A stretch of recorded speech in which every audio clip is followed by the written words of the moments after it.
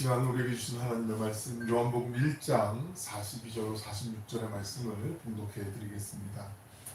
데리고 예수께로 오니 예수께서 보시고 이르시되 내가 요한의 아들 시몬이니 장차 게바라 하리라 하시니라.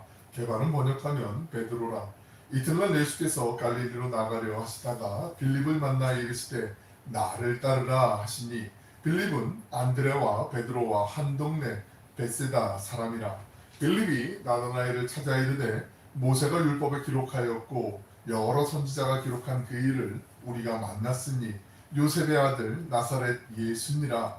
나다나엘이 이르되 나사렛에서 무슨 선한 것이 날 수 있느냐. 빌립이 이르되 와서 보라 하니라. 아멘.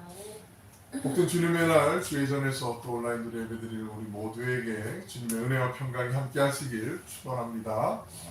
무더위 속에 건강하시고요, 날마다 주님 안에서 평안하시길 축복하고요. 우리 서로를 위해서 한 주간도 승리하셨고 또 한 주간 믿음으로 승리하십시오. 축복의 박수 한번 하실까요? 우리가 성경에서 새로운 이름을 받는다는 것은 잘 아시지만 그 사람에게 신분의 변화가 생기는 것을 뜻한다라는 거 우리가 이미 잘 알고 있죠. 이 변화는 어떤 세상적인 지위가 갑자기 높아지거나 이런 게 아니라 신앙적으로 우리 안에 영적인 지위가 신분이 바뀌는 거죠. 한 가족의 그 집안의 아버지였던 아브라함 열국의 아버지가 되는 것처럼 사라가 사라로 바뀌는 것처럼 잘 아시는 것처럼 쌍둥이 하면 떠오르는 야곱과 에서와 야곱 아시잖아요. 야곱이 나중에 이름이 어떻게 바뀌죠? 이스라엘. 천사와 씨름하고 난 다음에 하나님과 겨루어 이겼다, 싸워서 이겼다라는 이스라엘이라는 이름을 바꿀 때 이 사람의 그냥 사람 모습은 그대로이지만 이름이 바뀌었다는 건 하나님이 이제 이 사람을 통해서 쓰실 일이 있고 하나님의 비전이 있고 이 사람을 통해서 하나님이 이루실 일이 있음을 우리에게 들려주는 거죠. 오늘 말씀에 등장하는 사람 중에 이름이 바뀐 사람이 한 명이 있어요. 시몬이라는 사람이 게바라는 이름으로 바뀌게 되죠. 게바, 우리가 잘 알고 있는 베드로로 이름이 바뀌게 돼요. 42절에 있는 말씀 같이 읽습니다. 시작. 데리고 예수께로 오니 예수께서 보시고 이르시되 내가 요한의 아들 시몬이라. 장차 게바라 하니라. 게바는 번역하면 베드로라. 예수님께서 시몬이 누구의 아들인지를 아는 것은 뭐 대단한 건 아니죠. 예수님 우리가 누구의 자녀인지 그리고 우리의 자녀가 누구인지 이미 다 알고 계시죠. 말씀으로 선지를 창조하신 하나님이시기 때문에 이게 어떻게 이걸 맞췄지? 대단하네. 사람들은 예수님 모르는 사람들 그렇게 생각할 수도 있는데 마치 영화네 뭐 이렇게 생각할 수 있는데 그런 건 절대 아니고 예수님 우리가 다 누구인지 다 알고 있는데 주목할 점은 시몬을 눈여겨보시면서 내가 장차 게바라 하리라 말씀하시는 거죠. 게바라는 말은 이건 아람어거든요. 이 단어는 아람 말고 아람, 주로 시리아 지역, 오늘날 시리아, 수리아라고 하는 지역에서 많이 썼던 예수님 시대 때 많이 통용됐던 언어가 이스라엘 사람들이니까 자기 민족의 히브리어도 썼을 것이고 이 당시에 로마의 패권이 전 세계 이쪽 유럽부터 이 근동 지방에 다 있었으니까 헬라어도 당연히 썼을 것이고 그리고 시리아 지역에 있는 아람어를 주로 많이 이스라엘 사람들이 썼어요. 그래서 성경에도 아람어가 종종 등장하는데 대표적인 단어가 소녀야 일어나라 달리다 쿰 할 때 그것도 아람어라고 말씀을 드렸어요. 그죠? 이렇게 기억을 못하시는 표정을 짓는 것도 되게 어려운데 이렇게 표정을 지어주시면 제가 계속 반복할 수 있으니까. 게바, 이게 반석, 바위라는 뜻이거든요. 이게 헬라어로 바꾸면 베드로, 페트라라는 뜻이에요. 페트라가 요르단에 가시면은 페트라 유명한 유적지가 있거든요. 예전에 그 골목길 같은 협곡인데 그 사이 안에 들어가면은 거기 왕국이 있었던 관광지 중에 유명한 곳. 혹시 인디애나 존스라는 영화 시리즈를 좋아하시는 예전에 한번 나왔던 영화 중에 페트라를 배경으로 한 영화도 있거든요. 낙타타고 막 사막에서 질주하는 장면들. 여하튼 게바는 반석, 바위라는 얘기인데 내가 이 게바라는 이름, 이 바위 위에 교회를 세우겠다라고 예수님이 말씀을 하세요. 그러니까 마치 야곱이 이스라엘이 된 것처럼 이스라엘의 12지파의 시조가 되는 것처럼 하나님께서 이 베드로, 시몬을 통해서 이를 통해서 이루시고자 하는 그 사명이 있고 비전이 있고 뜻이 있으심을 우리에게 알려주시는 게 바로 이 이름이 바뀌는 부분인 거죠. 근데 반석, 바위 생각하면 우리가 볼 때 바위하는 느낌은 어떤 느낌이죠? 좀 묵직하고, 예, 그죠? 흔들림 없이 그곳에 있는, 유일하게 흔들리는 건 설악산에 있는 흔들바위 정도, 뭐 그 정도잖아요. 근데 이 베드로의 삶을, 성경에 나와 있는 몇몇의 삶을 보면 베드로가 그렇게 바위 같은 느낌, 인상을 좀 못 봤거든요. 약간 급하고 다혈질적이고 뭐 행동이 좀 먼저 앞서고 이런, 막 다경대기도 잘하고 막 이런 불같은 성격도 갖고 있고, 그리고 잘 아시는 것처럼 내가 살기 위해서 정말 동고동락하고 같이 했던 예수님 수제자라는 사람들로부터 우리가 그렇게 인식받고 있는 제자 베드로였는데, 예수님을 3번이나 부인하고 심지어 저주까지 하면서 난 모른다고 내가 살기 위해서 그렇게 경거망동했던 사람이 베드로였단 말이죠. 그런데 왜 예수님이 네가 반석이 바위가 될 거야 라고 이렇게 말씀하셨을까? 지금 당장의 상황이 바뀌지 않아도 예수님 우리 안에 있는 내면에 앞으로 일어날 가능성들을 보고 말씀해 주시는 거잖아요. 베드로에게만 그러시겠어요? 우리에게도 마찬가지란 말이죠. 우리가 지금 비록은 내가 스스로 봐도 참 실망이구나, 나 스스로에게 실망할 때도 있잖아요. 물론 여러분은 안 계신 것 같은데 그럴 때가 종종 있을 수도 있단 말이죠. 그런데 그럼에도 불구하고 그런 실망한 우리 나 스스로에게 실망하지만 주님은 아니야, 언젠간 네가 내 마음을 이해하고 내 뜻을 붙잡고 내가 원하는 그 길로 너가 나아갈 건 내가 확신해. 그래서 내가 너를 믿음의 사람으로, 믿음의 자녀로 널 뽑았어, 너를 구원해 줬어 라고 주님 우리에게 말씀하고 계시거든요. 그때는 언제인지 모르지만 우리가 그 주님의 말씀에 하루하루 정말 차곡차곡 조금씩 반응하고 물방울이 쌓이는 것처럼, 그렇게 똑똑똑똑 물방울 떨어질 때는 얼마 안 되는 것 같은데 그 모이면 물 한 컵이 되고 한 대야가 되고 막 이게 넘쳐나서 시냇물이 될 수 있는 것처럼, 우리 안에도 그런 주님의 성품을 조금씩 닮아가다 보면 언젠가는 우리를 통해서 하나님의 아름다우심을, 그 크고 작음의 문제가 아니라 그 정말 그 마음을 받으시고 하나님의 영광을 받으실 거란 말이죠. 우리에게 그걸 보여주실 거예요. 반드시 그렇게 하실 거예요. 그래서 좋은 부모님, 좋은 자녀들, 또 좋은 믿음의 사람으로 우리를 이렇게 인도해 주실 줄로 믿습니다. 우리가 믿고 기도하면서 그렇게 살아가는 거죠. 예수님은 부족함이 많은 베드로를 부르셔서 당신의 사명을 위한 사람으로 준비시키세요. 42절 다시 보시면 예수께서 보시고 이르시되 그렇게 말씀하는데, 이 보시고라는 단어를 좀 주목해 보셔야 돼요. 이게 헬라어로 엠블레포라는 단어인데, 이게 그냥 이렇게 그냥 대충 한번 이렇게 스캔하듯이 보는 게 아니라 정말 떨어지게 바라보다, 아주 눈여겨서 집중해서 보다, 이런 뜻이거든요.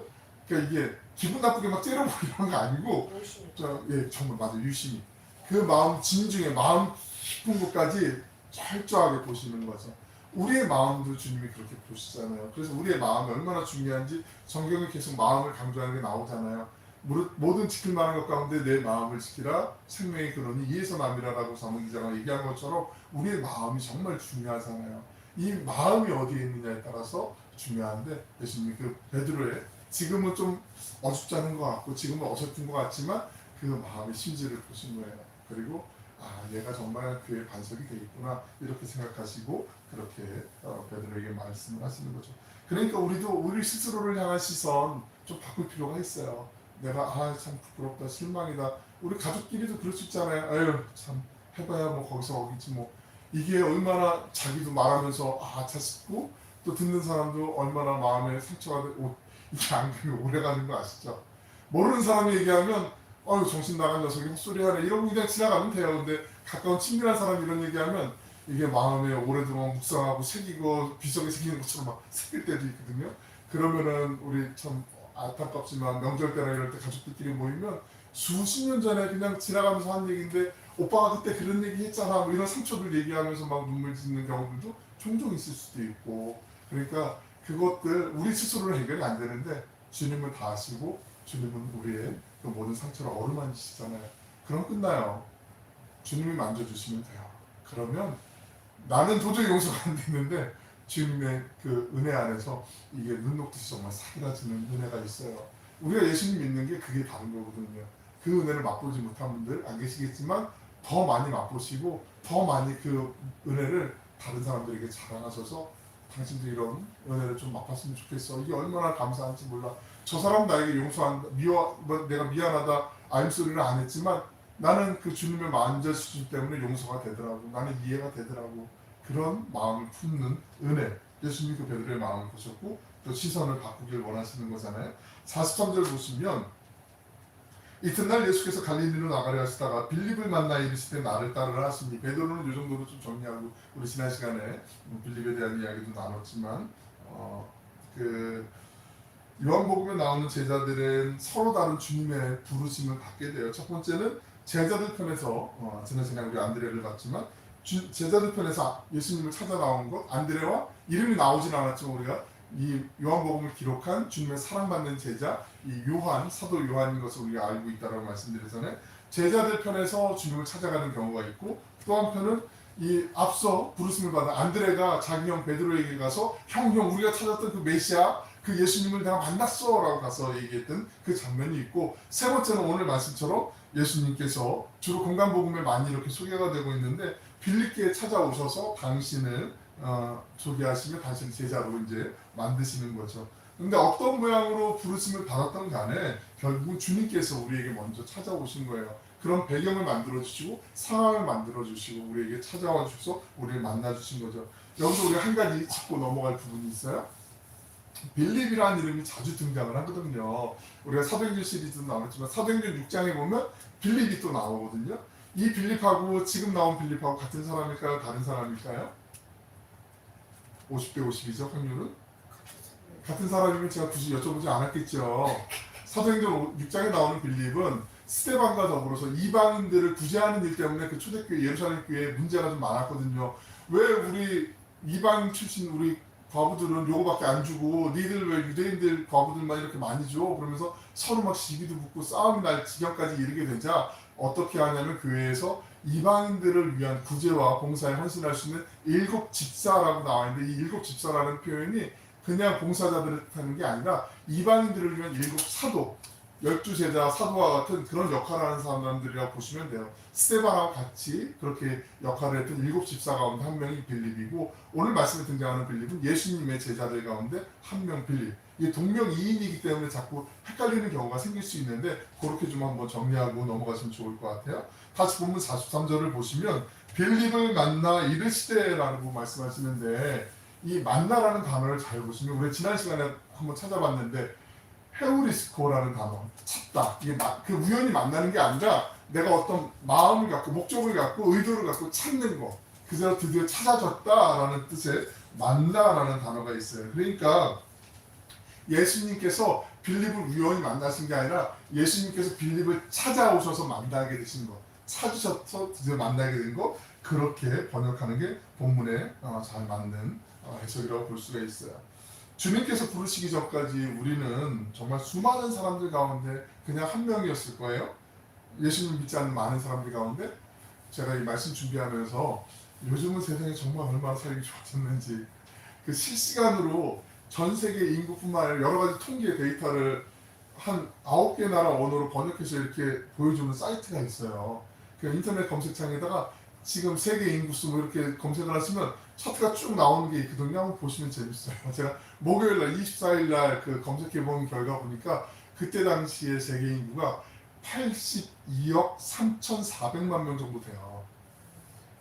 그 정도는 뭐 놀랄 숫자가 아니라고 생각하실 수 있는데 82억 명 정도. 인도 인구가 드디어 이제 중국을 추월해서 14억 명이 훨씬 넘고, 중국 인구도 14억 명 정도 되는데 인도 인구가 훨씬 몇 천만 명 더 넘고요. 그러니까 82억 명 정도가 아니라 80억 명 정도라고 생각하고, 만약에 숫자가 가늠도 안 되지만 요즘은 10원짜리 동전이 좀 작아졌고 그렇잖아요. 근데 그 작아진 10원짜리 동전이라고 하면 한 80억 개 정도가 산더미로 쌓여있다고 생각을 해보세요. 그 80억 개 중에 동전 하나가 탁 던져져 있어요. 근데 그 동전을 찾으려고 하면 찾을 수 있을까요? 도저히 불가항력이잖아요. 아예 포기하는 게 더 맞잖아요. 그런데 주님은 우리를 그렇게 찾으신단 말이에요. 그 많은 사람들 중에 우리 한 사람 한 사람 한 사람을 사랑하셔서 찾으신다는 거예요. 심지어는 그거 아세요? 이 세상에 사람들이 아무도 없고 나 혼자만 있다 할지라도, 우리 혼자만 있다 할지라도 주님은 나 하나 때문에 십자가에 달려 돌아가시기까지 우리를 사랑하시면서 우리를 찾고 찾으시는 분이에요. 그게 하나님의 사랑이에요. 그러니까 우리는 하나님의 그 사랑이 얼마나 큰지 가늠이 안 되니까 그게 당연한 것처럼 때로는 생각할 때가 있거든요. 80억 개의 많은 동전 중에 하나였는데 나를 콕 집어서 찾아주신 거. 그냥 시몬이었는데 아니야, 네가 이제 개바야, 너가 베드로야, 너가 반석이 될 거야, 너 위에 교회가 세워질 거야. 주님이 불러주신 것처럼, 빌립을 찾아와 만나주신 것처럼 우리를 찾으시고 주님이 만나주셨다라는 거죠. 그 주님이 얼마나 감사하고 그 은혜가 얼마나 고귀하고 정말 소중합니까? 그 미국 사람들에게 미국에서 가장 소중한 보물이 무엇이냐고 물어보면 거의 대부분의 사람이 뭘 뽑는지 혹시 아세요? 퀴즈 맞으시면 미국 사람들이 가장 소중하게 여기는 보물로 여기는 게요. 그 아브라함 링컨이 쓴 만년필이래요. 만년필. 아브라함 링컨은 우리나라로 치면 뭐 세종대왕이나 이순신 장군처럼 미국 사람들에게는 아주 정말 대단한 분이겠지만 이분이 한 가장 큰 공로가 뭐였죠? 링컨이? 노예가. 우리 뭐 수준이 뭐 탁탁 조금 정답을 잘하시는데 이 아브라함 링컨이 그 노예해방 문서에 기록했던 썼던 그 만년필, 그 만년필의 가치를 최고로 여기기 때문에 오늘날도 미국의 최고의 보물은 바로 그 만년필이다라고. 만년필 자체는 뭐 더 비싼 것도 있고 뭐 여러 가지 뭐 보석을 박은 것도 있고 다양하게 있겠지만 가격이 중요한 게 아니라 그 가치를 보는 거잖아요. 그것처럼 우리도 주님의 도구로 사용될 때, 우리가 주님의 선한 도구로 사용될 때, 참 저 집이 예수 믿는 집이야? 저 집이 있으니까 우리 동네가 좋아지네. 뭐 이런 느낌 있잖아요.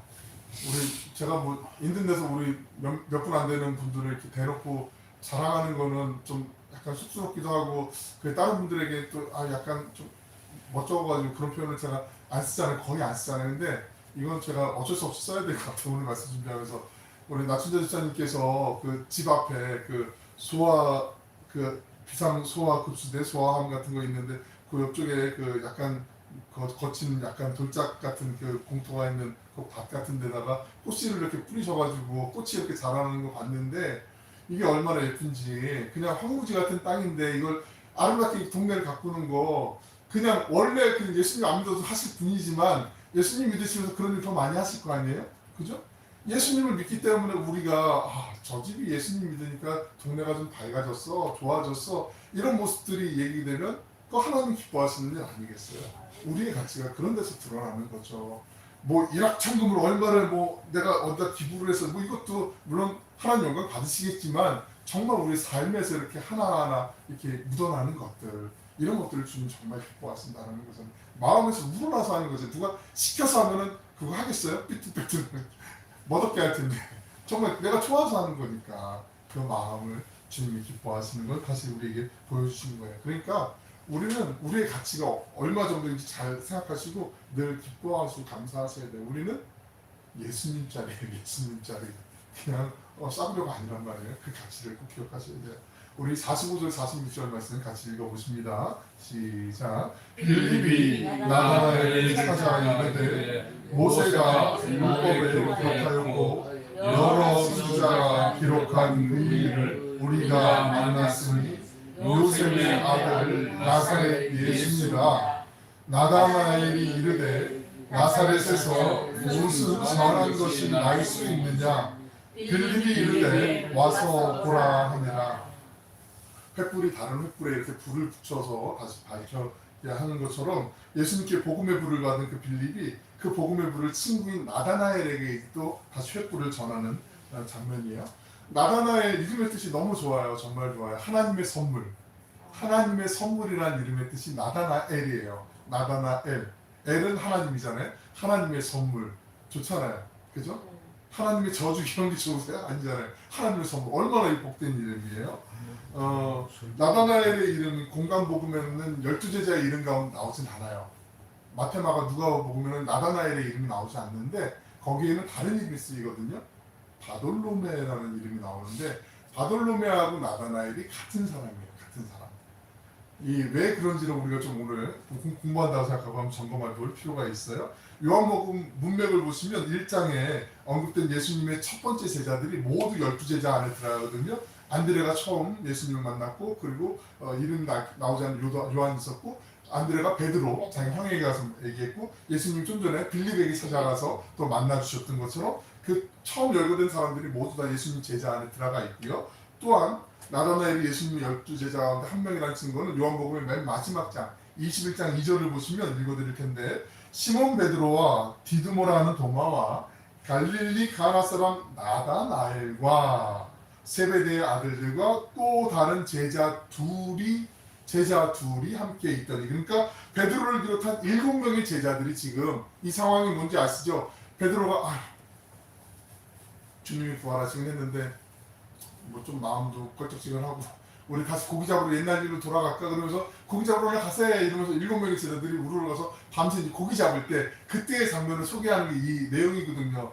예수님을 만났어요. 그럼 예수님의 사명을 받고 나아가야 되는데 이때 밤새도록 그물을 치고 고기를 잡았는데 한 마리도 못 잡자. 근데 다시 돌아오려고 하는데 그 해변 어귀에서, 갈릴리 호수 어귀에서 예수님이 따뜻하게 불을 피워놓고 구운 떡과 구운 생선을 준비하시고 와서 먹으라 하면서 베드로에게 3가지의 질문을 하시잖아요. 내가 나를 사랑하느냐, 내 양을 치라, 내가 나를 사랑하느냐, 내가 나를 사랑하느냐 3번 물으시고, 그때 베드로의 예수님은 3번 부인했던 그 안타까운 마음, 그 연약했던 마음 다시 회복시켜 주시고 사명자로 거듭날 수 있도록 용기를 주신 그 장면이 바로 그 22장의 장면이거든요. 그때 제자들이 모여있을 때 나다나엘이 여기 같이 있어요. 이 문맥을 유추해 보면 나다나엘이 예수님의 제자였던 것은 분명해요. 그런데 공간복음에서는 바돌로메라고 나와 있는데, 바돌로메는 이게 사실 이름은 아니거든요.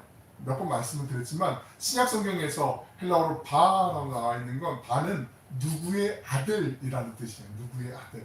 바돌로메 하면 그러니까 돌로메의 아들이라는 뜻이거든요. 잘 아시는 바요나 시모나 하면 요나의 아들 시모나 이렇게 얘기할 수 있잖아요. 우리가 잘 알고 있어요. 그리고 마가복음 10장에 보시면 유명한 태어나면서부터 앞을 보지 못한 사람을 예수님이 고쳐주는 장면이 있어요. 그 사람의 이름이 바디메오. 그죠? 바디메오가 눈을 떴다네 예수님이. 우리 이 사연도 많이 옛날에 들었잖아요. 바디메오는 디메오의 아들이라는 뜻이거든요. 그러니까 바돌로메는 돌로메의 아들이라는 뜻이에요. 그러니까 제자들 사이에서는 바돌로메 나다나엘, 그러니까 돌로메의 아들 나다나엘 이렇게 불렸을 거예요. 그러니까 나다나엘이나 바돌로메 같은 이름이라는 걸 참고적으로 이렇게 기억해 놓으시고 좀 표시해 두시면 나중에 또 헷갈리지가 않으실 거예요. 다시 본문 45절 보시면, 모세가 율법을 기록하였고 여러 선지자가 기록한 그 일을 우리가 만났으니 라고 말하고 있어요. 41절에서 안드레가 베드로에게 우리가 예수님을 만났다, 찾았다라고 이야기하는 그 헤우리스코, 그 단어가 똑같이 쓰여져 있는 거예요. 그러니까 자기 친구에게 빌립이 가가지고 나다나엘 우리가 드디어 찾았던 그 예수님을 우리가 만났어, 찾았어 라고 지금 얘기하고 있는 거죠. 나다나엘은 빌립이 구약성경에 예언된 그분을 만났고 찾았고 나사렛 출신이란 말을 듣자 46절에서 보시면, 46절을 보시면 나사렛에서 무슨 선한 것이 날 수 있느냐. 더 이상 네 얘기 듣고 싶어. 거짓말을 해도 정석도 해야지. 어떻게 나사렛에서 선한 것이 날 수 있어. 이렇게 얘기해요. 그러면 나사렛이 어떤 동네이기 때문에 이렇게 무시를 당했나 한번 생각해 볼 필요가 있잖아요. 근데 실제로 문헌에 보면 구약성경에 나사렛이라는 단어가 안 나와요. 그 검색을 해보셔도 나올 수 있는데, 나사렛은 되게 존재감이 없는 동네였고 실제로 이 당시에 그 거주하는 사람들이 한 300명 정도, 300명 정도면은 뭐 읍면통 우리 이렇게 나누잖아요. 그거보다 좀 작은 단위의 사람들이 모여있는 마을, 오늘식으로 보면 그렇게 볼 수가 있는 거죠. 그리고 이때 당시에 유명했던 예언서들이나 아니면은 요세푸스라고 하는 이때 당시에 유명한 역사학자가 있는데 그가 쓴 많은 글들 가운데도 나사렛이란 지명이 결코 한 번도 등장하지가 않아요. 그러니까 별로 그렇게 사람들에게 존재감이 있는 그런 동네는 아니었어요. 그리고 나사렛에서 무슨 선한 것이 날 수 있느냐라고 나다나엘이 얘기하는 것은, 나다나엘이 대단한 지역 출신이기 때문에 이렇게 얘기한 게 아니에요. 나다나엘은 어디 출신인지 혹시 아세요? 기억나세요? 이 근처에 살고 있었거든요. 가나라고 하는 지역. 가나의 혼인잔치 들어보셨죠? 우리가 몇 주 후면 볼 텐데, 가나가 바로 이 나사렛 옆 동네거든요. 갈릴리 호수 주변에 있는 동네 중에 하나거든요. 가나하고 나사렛하고는요, 거기서 거기에요. 약간 가나가 조금 크지만 거기서 거기에요. 21장 2절 아까 봤지만 그 내용 보시면, 시몬 베드로와 디두모라는 도마와 갈릴리 가나 사람 나다나엘과, 보통 자기 고향이나 살고 있는 지역을 얘기할 때 그 앞에 지명을 얘기하는 거거든요. 그러니까 가나도 작은 동네인데 나사렛에서 그 시골에서 뭐가 나겠어? 우리도 시골인데 우리보다 더 깡촌 아니야? 뭐 이렇게 지금 얘기하는 거. 적어도 그래 도시 정도 돼야지 되지 않겠어? 이렇게 하는 게 첫 번째 이제 어떤 선입견 편견 때문에 그렇게 얘기하는 거고, 또 한 가지는 얘들 그 성경에 보면 나다나엘이 성경을 열심히 공부한 사람이었거든요. 예수님 메시아는 베들레헴 출신이어야 된다라는 걸 알고 있었잖아요. 예수님이 태어나신 건 어디서 태어나셨어요? 베들레헴의 한 여관에 낙이 우리가 잘 알고 있는 말구유라고 생각하고 있는 그 구유에 낳게 되셨잖아요. 태생은 거기 출생이지만 거기서 나시고 그리고 해산한 지 얼마 안 되어서 피신 가셨다가 다시 아버지의 고향에 여기 나사렛으로 왔기 때문에 사람들은 그냥 나사렛에서 나고 자랐다라고 사람들이 알고 있었기 때문에 우리 옆 동네 가나의 옆 동네 나사렛의 그 목수 요셉의 목수의 아들인 예수 그 사람이 메시아라고 지금 제정신이야? 지금 나다나엘이 이런 분위기로 얘기하고 있는 거예요. 그분을 만났다고 만나지 않으면 이 느낌이 뭔지 아시겠죠? 지금 상황 분위기가. 요한복음 7장 42절 보시면 성경에 이르기를 그리스도는 다윗의 씨로 또 다윗이 살던 마을 베들레헴에서 나오리라 하지 아니하였느냐. 유대인들은 다 이렇게 알고 있었기 때문에 예수님이 지금 호적 신고를 하러 예루살렘을 가셨다가 베들레헴 산딸에 다 돼서 태어났다는 사건 자체를 몰랐기 때문에 거기서 태어나지 않고 나사렛 사람인데 어떻게 보통 태어나도 쭉 살기 때문에 그런 선입견, 편견을 갖고 있어서 나다나엘이 어떻게 나사렛에서 그 선한 것을 날 수 있어? 이렇게 하대하듯이 깔보듯이 이렇게 얘기하는 거죠. 우리가 살면서요 이렇게 선입견을 갖고 편견을 갖고 사람을 대할 때가 의외로 많이 있거든요. 그래서 언제나 정말 우리가 하나님의 마음, 하나님의 뜻이 뭔지를 한 번이라도 생각해보고 보는 게 정말 중요하잖아요. 엊그제 뉴스 다들 보셨을 텐데 마음이 얼마나 힘드셨어요? 그 지방의 한 벽돌 공장에서 말도 안 되는 그 이주 노동자를 그 벽돌에 그냥 랩으로 랩핑해가지고 지게차 떴다 올렸다. 이거 정말 아주 끔찍한 처참한 못된 짓이잖아요. 이거는 벌받을 짓이잖아요. 그 정말 자존심도 무너지고 그분은 정말 이 아메리칸 드림을 꿈꾸면서 우리나라 사람들 예전에 미국으로 갔던 것처럼 독일의 광부로 간호사로 갔던 것처럼 한국의 코리안 드림을 갖고 여기 와서 열심히 돈 벌어서 고향에 돌아가서 그런 꿈을 갖고 왔는데 완전히 그냥 놀림거리가 되고 이런 하나님 보실 때 얼마나 절망스러우시고 얼마나 가슴에 눈물이 가득 차시겠어요. 우리가 지금 어쩌면 우리에게도 그런 인종의 차별, 피부색이 다른 차별, 이 사람이 덜 배우고 못 배웠기 때문에 아니면 좀 덜 가졌기 때문에 건강하지 않기 때문에 은연중에 우리 안에도 이런 차별이 편견이 있을 수 있어요. 선입견이 있을 수 있어요. 나다나엘이 가졌던 그 편견은 일상에서 우리도 언제든지 이게 내가 의도하지 않았는데 뛰어나올 수 있는 편견일 수도 있거든요. 그러니까 우리의 마음을 잘 다스리고 주님이라면 하나님이라면 어떻게 생각할까 이런 상황일 때 꼭 한번 생각해보고 우리의 의지를 갖는 거 이게 정말 중요한 거죠. 나다나엘이 나사렛에서 무슨 선한 것이 있느냐 부정적인 반응을 보이자 빌리게 하는 말이 있어요. 와서 보라. 이 얘기가 중요해요. Come and see. 와봐. 이게 제일 중요하단 말이죠.